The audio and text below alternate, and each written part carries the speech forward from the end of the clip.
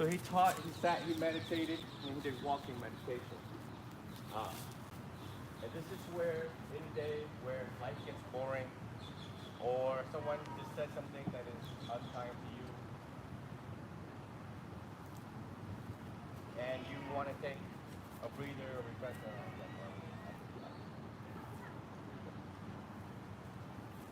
you just want to spend some time to yourself.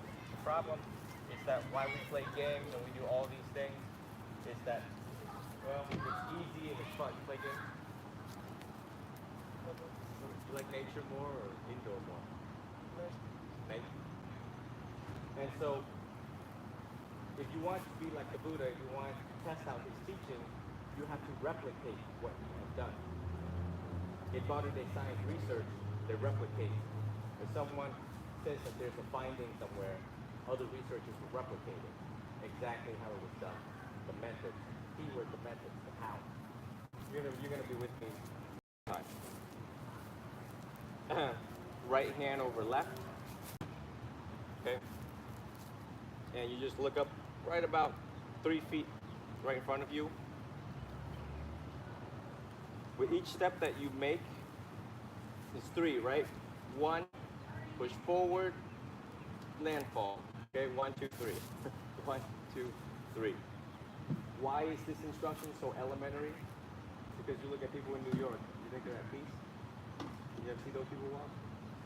They walk with coffee in their hand, newspapers, talking on the phone, trying to, that's right. People in New York, yeah, Boston. Walk up the stairs, get in the car. So, but you know, so people in New York, they're not at peace, and they run right into traffic or something happens, they're dead. The Buddha says if you're not present in the moment, it's as good as dead. So, therefore, this is why it's so elementary. We're learning to unlearn. What you're doing here is programming yourself all of the basic principles and unlearning all the things that you used to do, your old habits, running around all the time, bouncing around all the time. Yeah. Make it easy. You do this each step, everything in your life is done each step. You're less likely to make a mistake, less likely to forget things, less likely to lose things, and so on. Everything's done each step. Okay? So again, you want to be able to kiss the earth with your feet. This right, because you focus all of your sensations in the bottom of your feet, all sorts of nerves, all sorts of sensations, feelings, that it doesn't really give your mind a chance to jump backwards and forwards, right? And you want to be able to breathe mindfully too as you're walking. So every step that you take, be mindful. There's a monk named Kruba Bunchum. And when he walks into the forest, he's so mindful not to step on any ant, in fear that he would violate the precept. The precept only concerned if you willfully, knowingly, and intentionally does it. But if you don't know, you don't know. I don't have a magnifying glass to see Tom, Dick, and Harry on the bottom of my feet. But to emphasize how mindful he is, literally, he's looking 3 feet in front of him. And if you ever walk with Kruba, you realize that, wow, he's enjoying every step. The man is enlightened in every step that you take, to the point where, so you have a lot to do as walking meditators. It's not boring. When I teach this to like 8-year-olds, they think it's a race. They actually start racing each other. Okay? That's not the point, right? You master this, and you will realize the benefits that unfold. So again, feet right in front of you, and it's 3-step, right? Not to rush it, and just feel every sensation and realize, wow, I am mindful. I'm in the present moment. I can feel the branch. I can feel the leaves. You want to hone in on everything. You want to hone in the preciousness of the present moment. No different than when you're fishing, playing games, the basketball. When you're playing basketball, you're quite in the moment. That's your enlightenment. That flick, when they hit that basket, you know. One which knows. So, at this time, everyone, get prepared. And you just basically here, and then when you turn, you come to a point where, this could be the threshold. And as you come to the threshold and you stop, you put both feet together as you stop. And when you turn mindfully. Mindfully, each foot at a time. Each foot at a time. Every single step.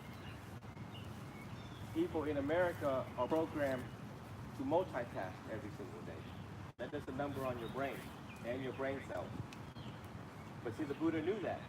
So therefore, after he taught, sat, meditated, walking meditation, did it, go out and teach, and then come back and do the same. Perfecting it over and over again in the carpenter. Perfecting it over and over again, just like any other trade or skill out there. Okay? Just because he was enlightened doesn't mean he was just chilling. Trust me. So, again, you guys can start. Not a race, don't worry about what the other person is doing. Doing it yourself. And you go join them right over there between Heath and Julia.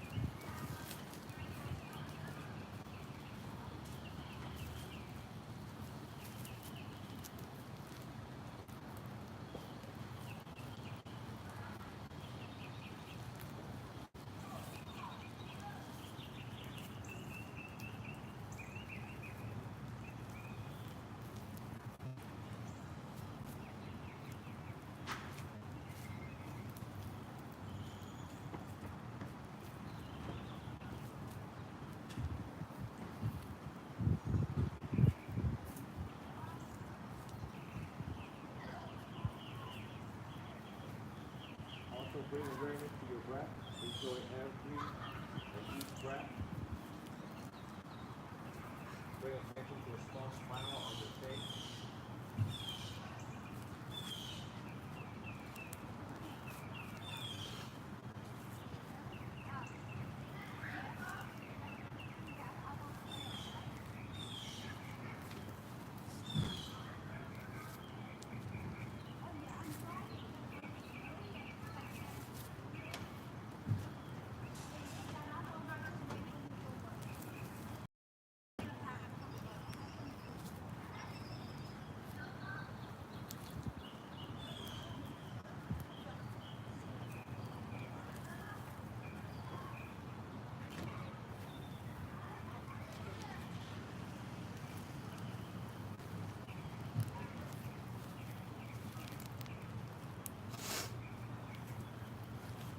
Every step that you take.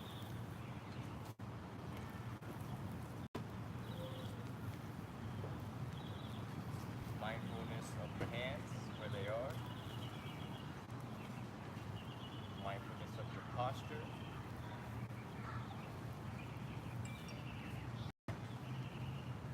Mindfulness of your breath.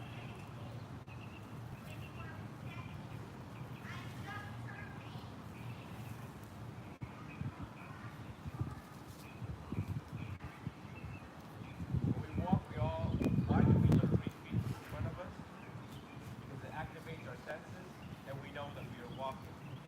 We see when we're walking. This causes no daydreaming. It helps us with balance.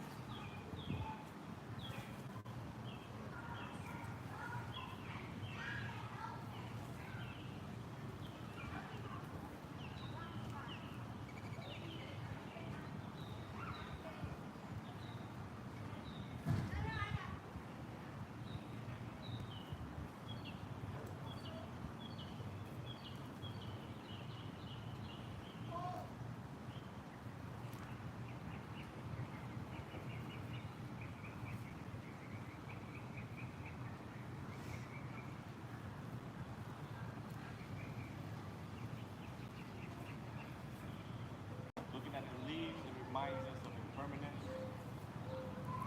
They were green yesterday, today they are brown. Looking at the leaves, we realize life is impermanent. Everything in nature is subject to change. Everything in life is subject to change.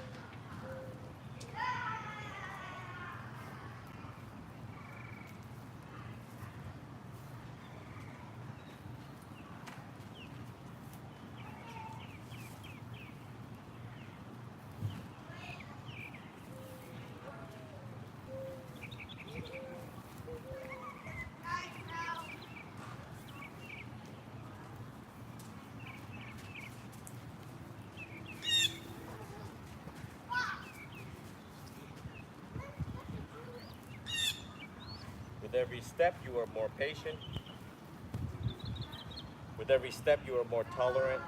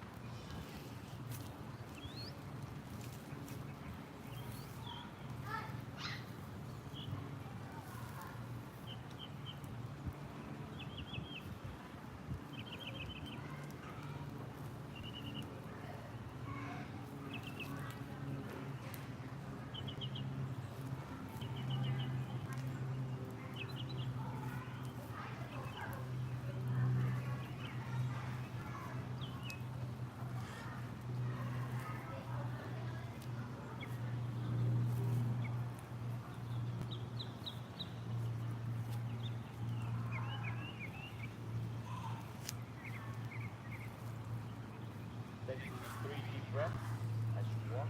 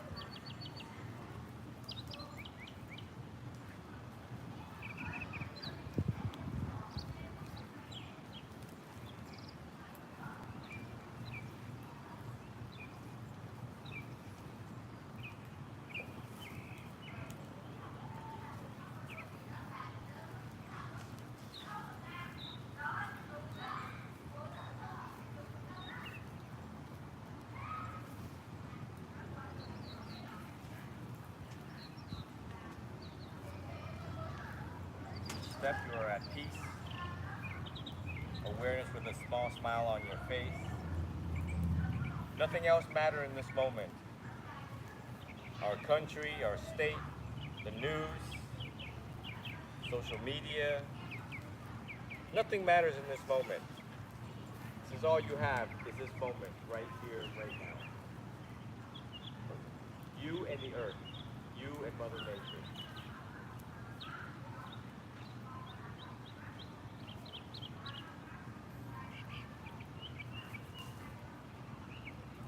Johnny, 2 hands in front.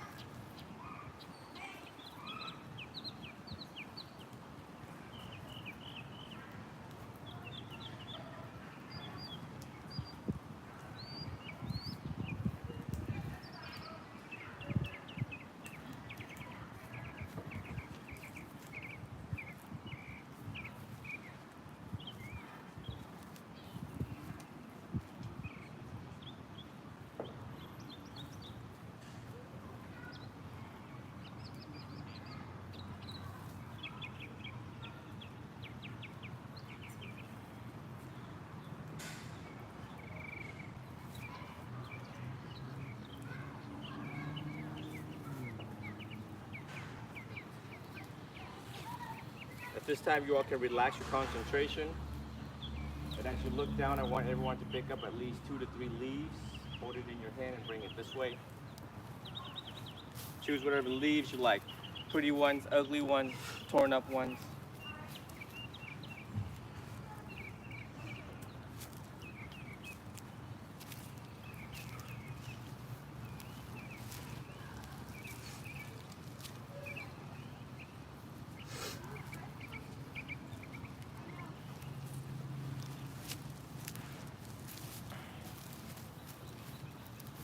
You bring it over this way.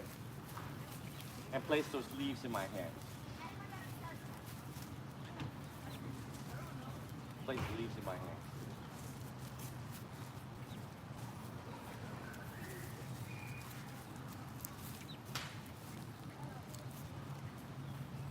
So who remembers this story? Oh. Oh. The Buddha walks into the forest with his monks. And the Buddha picked up a bunch of leaves in his hands, and the Buddha said, "Hey monks, hey bhikkhus," which is all of you, pretend like you are.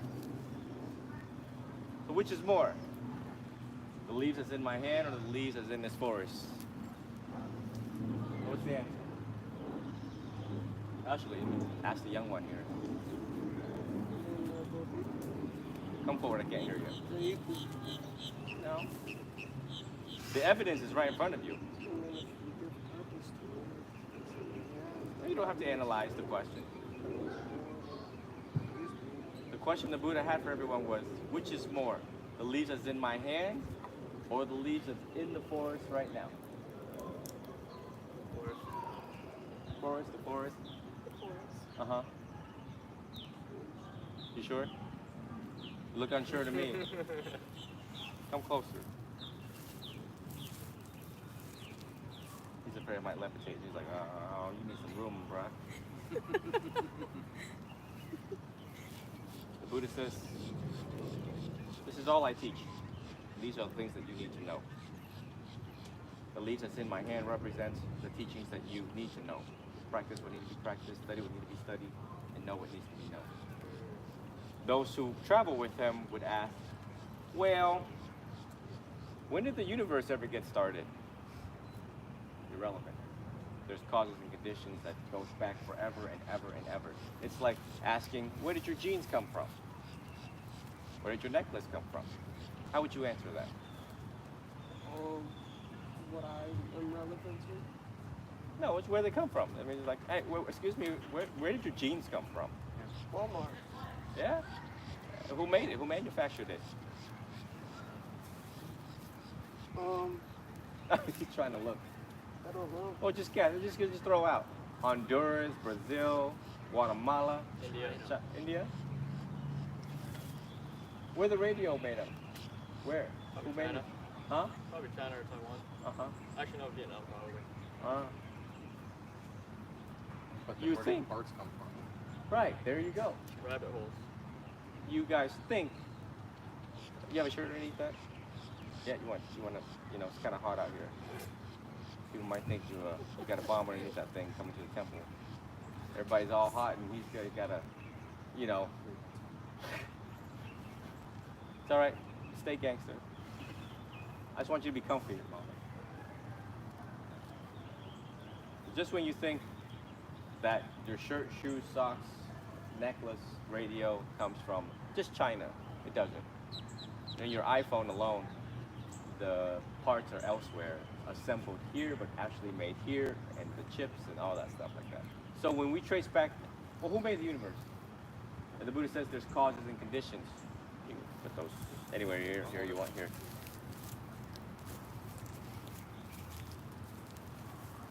If ants crawl up on it, that means you got bad karma.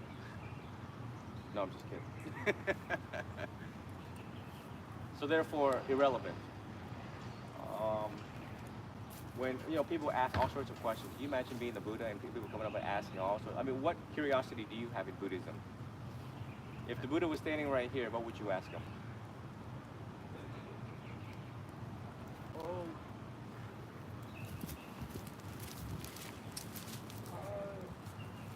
Who are you? Oh, you already know he's the Buddha. Yeah, but what is the Buddha?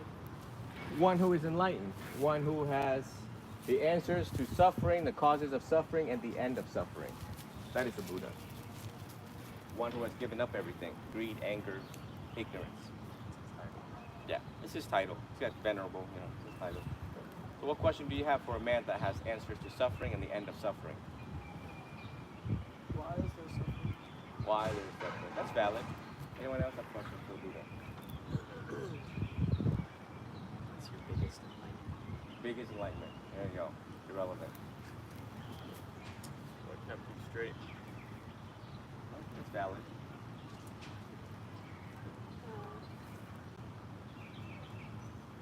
Kind of questioning like what I'm doing and how I'm doing it wrong. Mm. How to make it more skillful. Mm.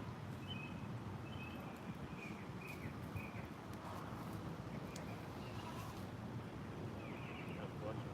Yeah. Are ghosts real? Yeah, no, that's a pretty solid one.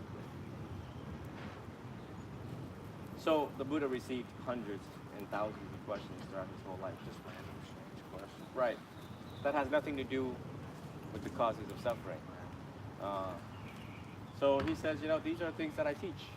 The causes of suffering, how to end suffering, and this is the path. This is the way the elites do it. And people are like, all right, okay, well, we're suffering right now, so have at it. What do you think the root cause of suffering is, Johnny? You said it in class. Judgment, No, keep going. You said it. Let's see if you remember what you said. agreement, Huh? desire, craving. Oh, what is desire? What is craving? Craving is ambition of repetition and wanting something, wanting more of it. Ever want something so bad that you lost sleep over it? Like what? No? You know, Think. Anything material? Game Boy, PlayStation? No? A trip somewhere? money. Money? Lost in basketball. Crazy bets? Sports bets? So, that's right. The root of suffering is desire, want.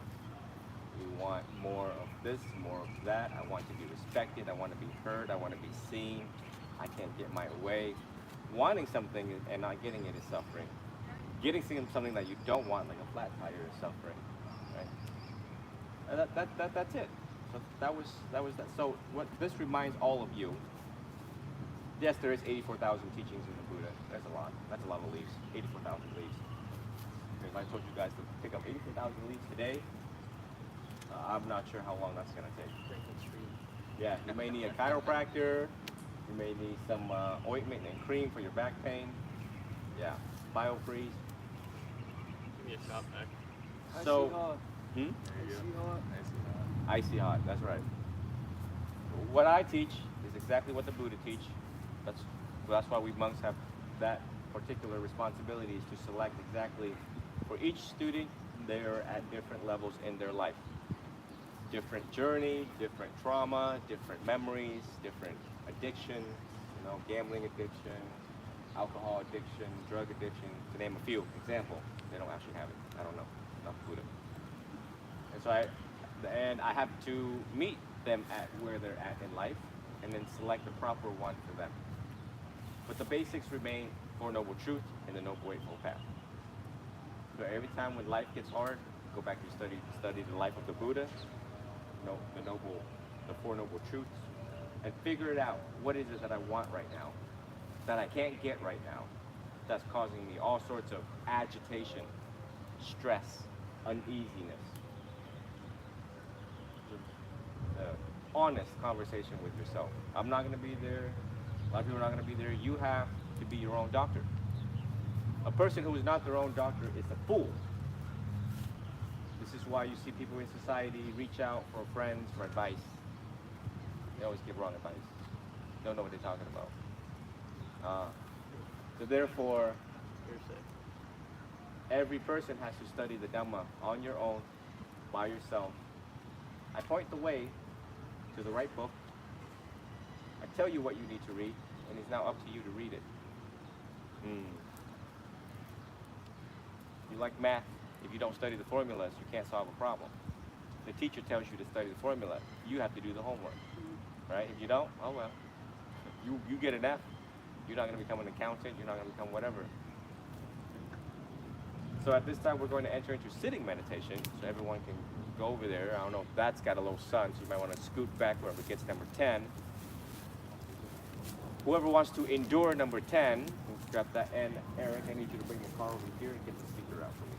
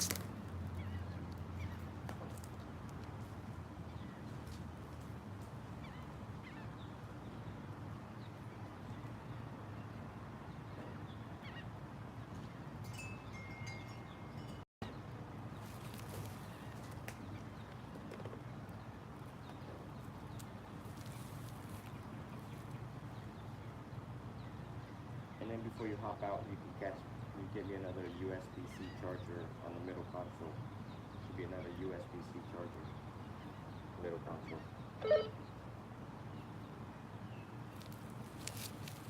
So sitting meditation.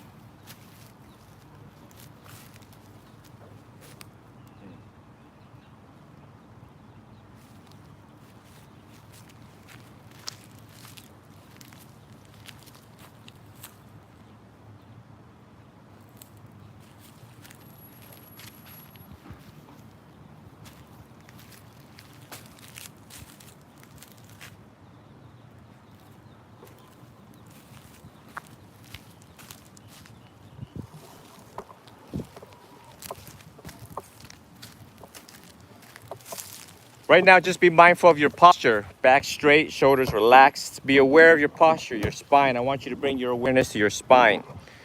This is one of the foundations of mindfulness. It's awareness of posture.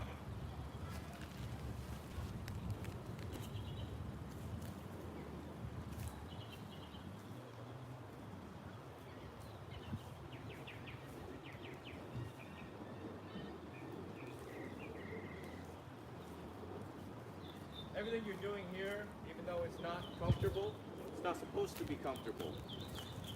We are developing tolerance and patience. In life, if you are intolerant, not patient, this is where you learn it. I had to do this for years at the monastery. Yeah, bring it in.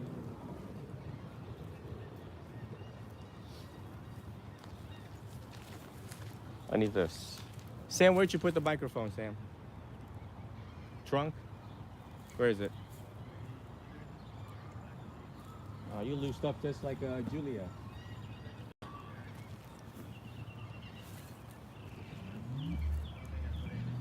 Now, when you close your eyes and you meditate, whatever thoughts that come up, just observe the thoughts without judgment. Don't cling on to them. Don't think too much about, thinking about the past, the future. You want to be able to notice the rising and falling of the abdomen. Okay? Rising, when you inhale, how your tummy rises. When you exhale, how it deflates like a balloon.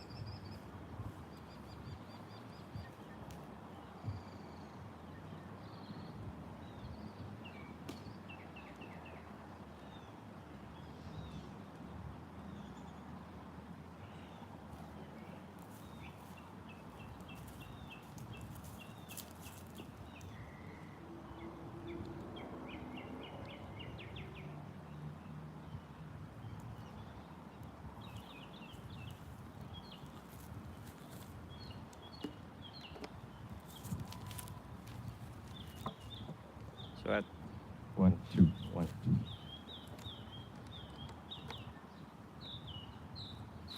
So at this time, your right hand is over your left hand. Right hand over your left hand with the two thumbs barely touching each other.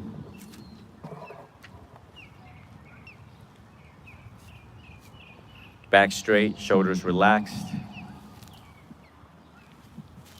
Back straight, shoulders relaxed. Relaxing all of the muscles on your face.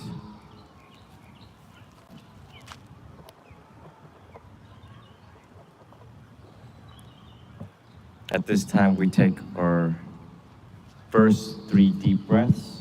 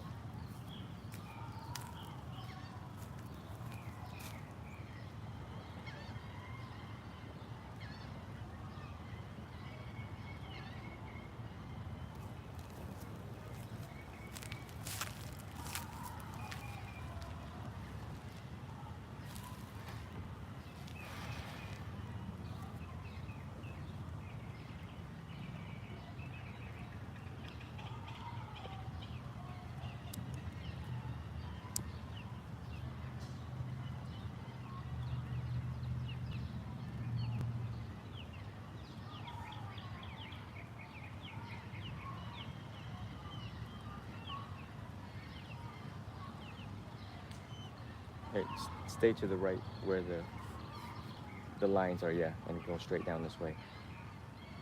We're in front of this Lexus.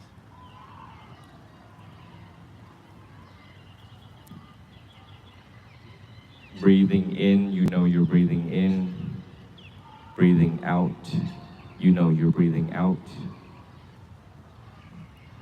A Buddha is one which knows when he's breathing, he knows he's breathing.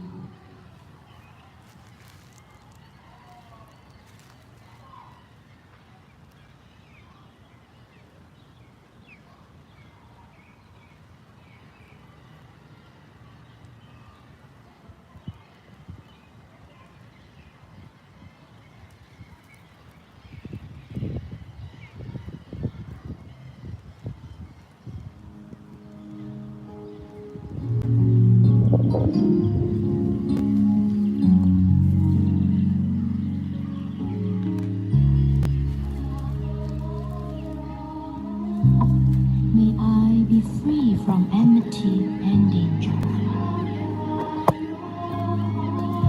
May I be free from mental suffering. May I be free from physical suffering. May I take care of myself happily.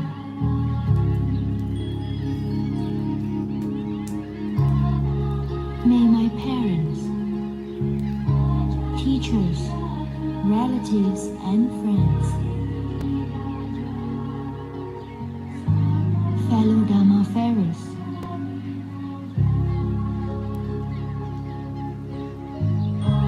be free from enmity and danger. Be free from mental suffering. Be free from physical suffering. May they take care of themselves happily. May all yogis in this compound be free from enmity and danger. Be free from mental suffering. Be free from physical suffering. May they take care of themselves happily. May all monks in this compound, novice monks, laymen and laywomen disciples,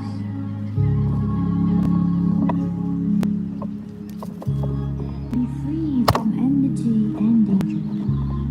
Be free from mental suffering. Be free from physical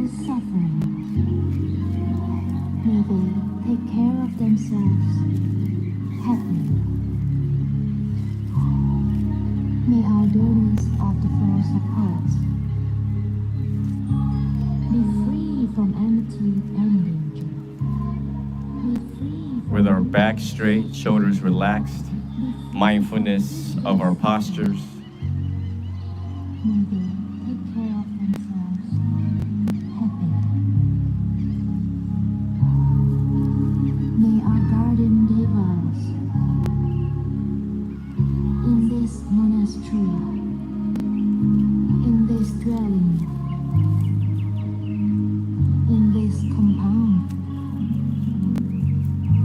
may the guardian devas be free from enmity and danger, be free from mental suffering, be free from physical suffering. May they take care of themselves happily. May all beings, all breathing things, all creatures, all individuals, all personalities, may all females, all males, all nobles, all royalings, all deities, all humans, all those in the four woeful planes, be free from enmity and danger, be free from mental suffering, be free from physical suffering. May they take care of themselves happily. May all beings be free from suffering. May whatever they have gained not be lost.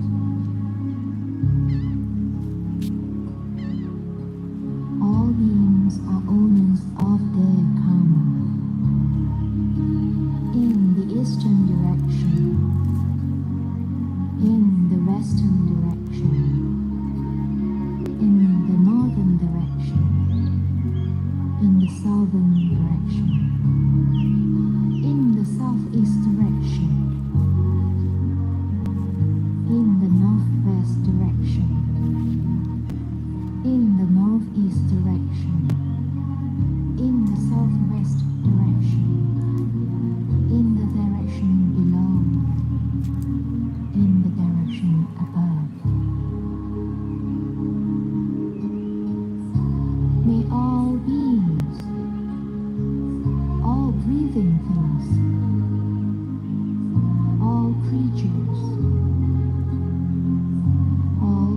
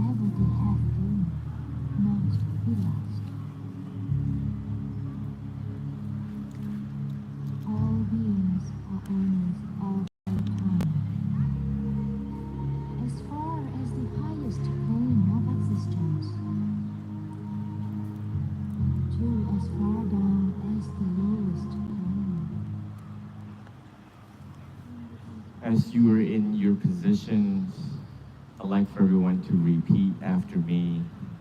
May I be well.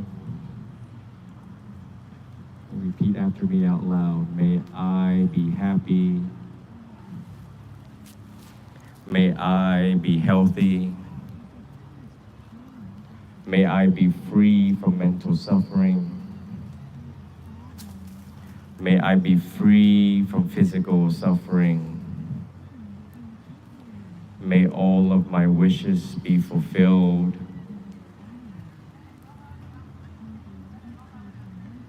May I be well. May I be happy.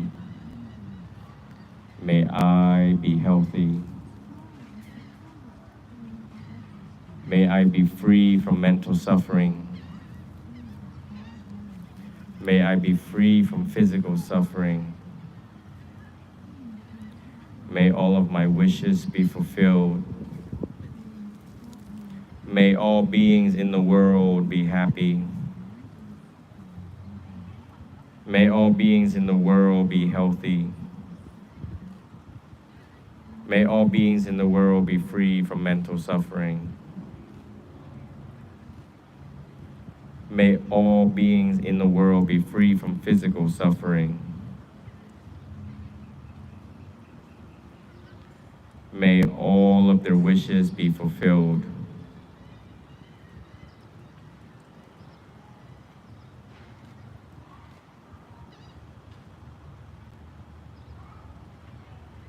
Breathing in, you know you're breathing in.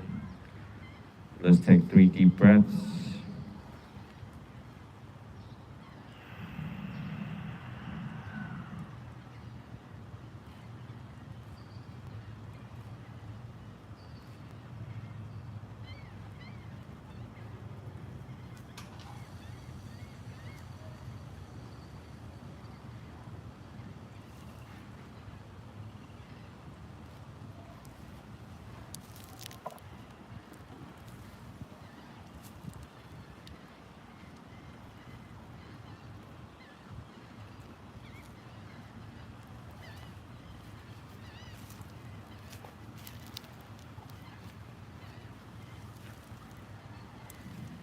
At this time, you can relax your concentration and arise from your meditation.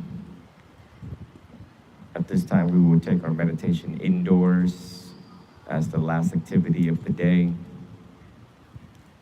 As you open your eyes, absorb the scenery, the trees, the birds, the breeze,